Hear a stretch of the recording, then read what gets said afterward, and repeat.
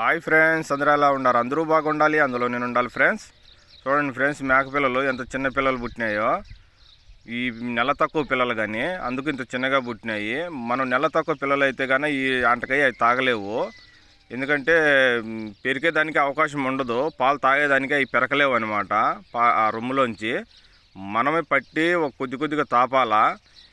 నెల తక్కువ పిల్లలకు ఎంతసేపటికి మనం బాగా సుచ్చని అవి బతుకుతాయి, లేదంటే కానీ చనిపోతాయి.